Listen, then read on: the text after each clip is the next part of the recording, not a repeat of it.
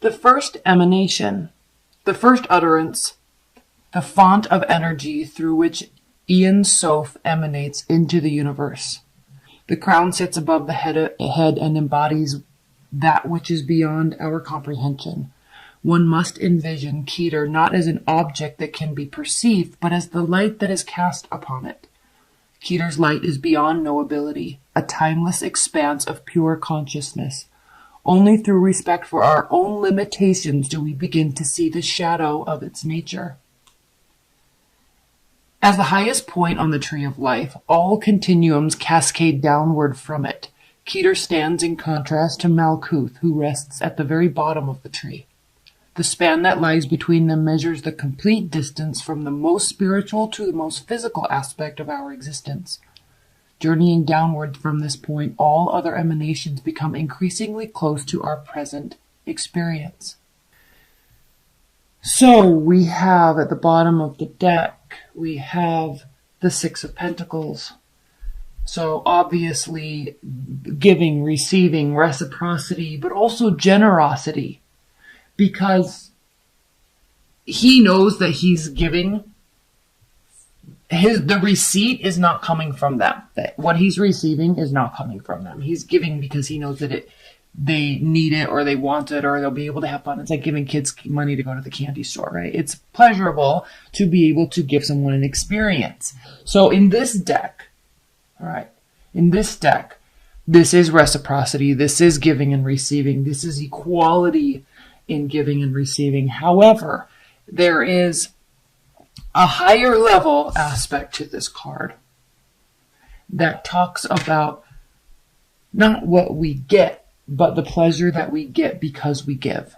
So I think this month there is an understanding. The Empress reversed. This is about either having a miscarriage or I always say the baby thing, pregnancy or miscarriage with this card, but it is only one of the meanings. It doesn't necessarily mean that, but it can mean that. It can mean a miscarriage. So yes, or, laying something down or losing energy for a project that you were once excited about. Now I know, Geminis, your mind is just so rapidly working all the time and absorbing energy all the time from everyone and everything around you. You're one of the most brilliant signs because you have that ability to absorb facts. And so it is probably not uncommon for you to become very excited about a project and want to put 150% into it, or a person, or a relationship, or a new experience. And then something else comes along, and I'm not saying you just leave that behind, but the newness wears off, kind of like the newness wears off with an Aries. They're always excited to go to something new. But you take that's why this is an Earth card, because you take what is whole about what this was, what you learned from it, what the experience was. It's not that maybe you were, let's just say, for example, you were going to start a company. Okay, so you went through this process and then you kind of lost the passion about it and you didn't really want to do it anymore, but you took with you a wealth of knowledge about what to do, how you did it, what you learned, who you met along the way. So even though that something might be fizzling out, there's still a wealth of knowledge and a higher level understanding of what the true purpose what it was for you. All right. Defenses might be up a little bit, and because of that, you might not be feeling very social. Very likely, you could be dealing with the fire sign. Don't have to be. Could be dealing with the water sign, but we also have fire and water here. So let's look at this as a whole, because we have options. We have fogginess. We have some smoke and mirrors here. We have the looking upwards or waiting for a sign or a symbol to direct you into a project or a person. You're looking for direction. Now, what's very interesting here, I'm coming back up here. Don't worry, I'm coming back up here. But what's interesting is you have the card of Pisces, and then you also have the King of Cups, which is Scorpio, but also can be Pisces and Cancer. So it's very interesting because if you are dealing with the water sign, there's confusion. You're looking for a sign or a symbol to direct you in what to do. Now, again, you're looking at this from a higher level. This isn't moment by moment. This isn't emotions based, right? This is not situational. This is broad spectrum viewing. What do I do here? What do I do with this person? They may be deciding that about you as well. But the message here is pause. Wait. They might be waiting. This also can be the card of Pisces here, the High Priestess. Doesn't have to be, but it can be. So this is talking about higher level understanding. All right, looking at things from a vantage point.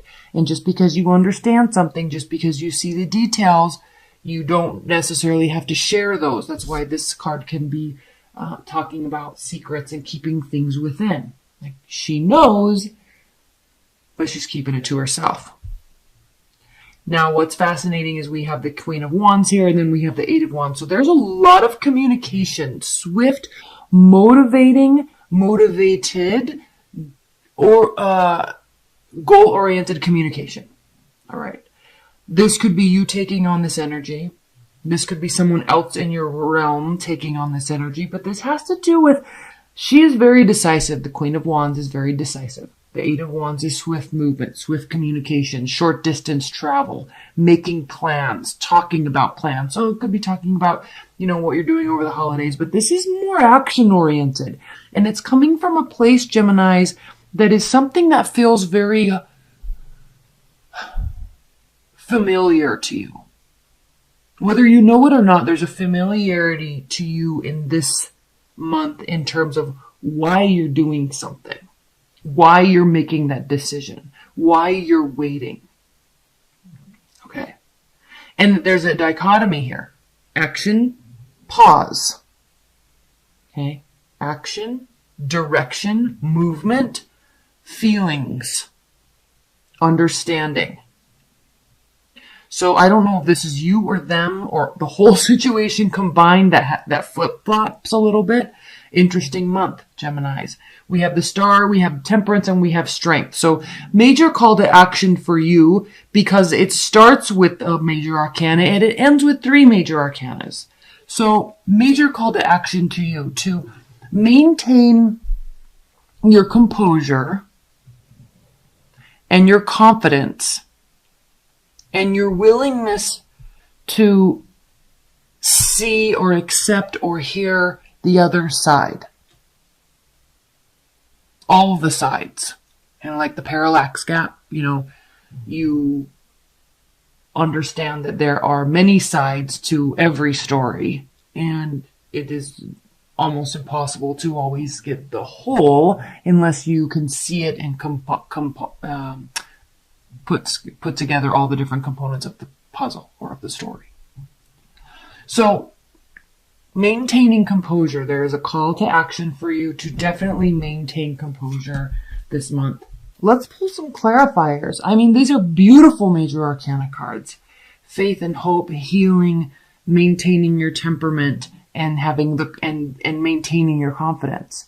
So whatever's happening up here, this is also like your wheelhouse because you can be like this and you can be like this very easily. You really work well in both of these realms. And so it's not uncommon for these to be both of you throughout the month. And that could be why you're getting this kind of quiet confidence about you, about what you're doing, because you feel at home here and you feel at home here. You feel at home with this person and you feel at home with this person, right? That's why there is this card of reciprocity. That's why there is this card of generosity. Okay, not starting something new. So you're working something that's already been working, or you're stopping something that's not working and taking the lessons from it. Defenses are up a little bit with respect to that. Again, this is a card of generosity. This is a card of maintaining sure footing.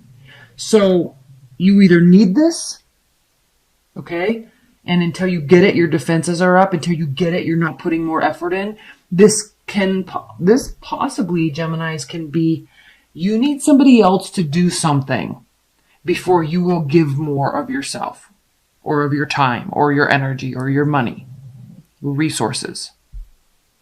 You might be waiting and hanging out for somebody to make a decision before you do more.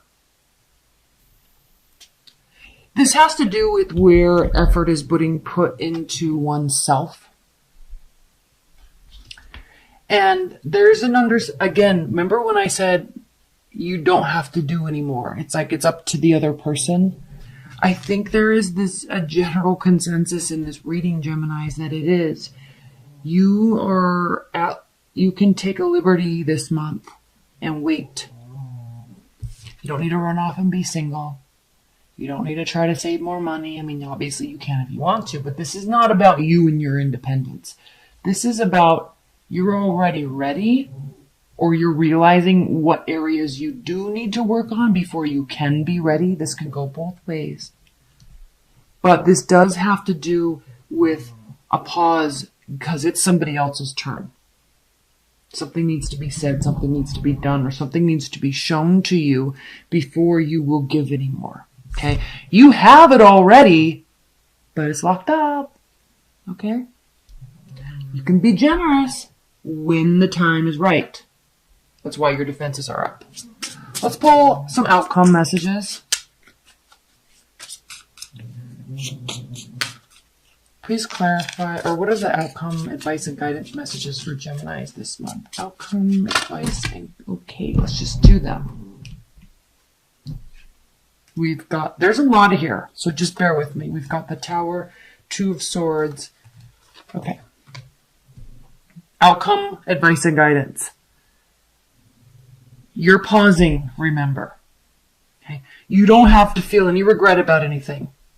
Your decision is made based on what they do. If they do this, I'm doing this. If they do this, I'm doing this. I'm fine either way. I'm fine either way with the Nine of Pentacles. I'm fine either way with the High Priestess. Okay? I'm not going to give you anything because you don't deserve it. If you want stuff to hit the fan, fine. If you want the shit to hit the fan, fine. I've already made my decision. Either way, I don't have any regrets. Good, Gemini. Your card. Okay, this can be love related, but you're ready when they are. You've thought about this head or heart decision. This is advice and guidance. So, either they're not, again, you're not taking any swift action. It could impact you, but you're not really going to be showing it. All right? You're not going to be putting any action into it. You're hoping they do one thing, but if they don't, shrugging shoulders. Now, by you not taking any action, you could be dealing with somebody that's very sensitive, overly sensitive, right?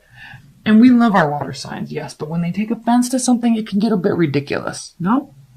So, you're not taking any action, and please apologize if you're cross-watching. I apologize. I'm meaning no offense, but I'm speaking to Geminis.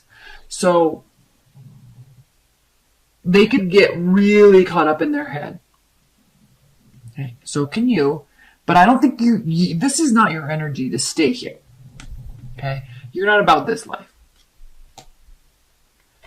And you're usually about this life, but you're not about rushing in. Like this is you thinking with your head and not your heart, and being very strategic and smart about how you're going to make the next move. And you're giving them ample opportunity because you see the bigger picture. You understand what's really going on here, and you're not going to play their game. They're going to play yours.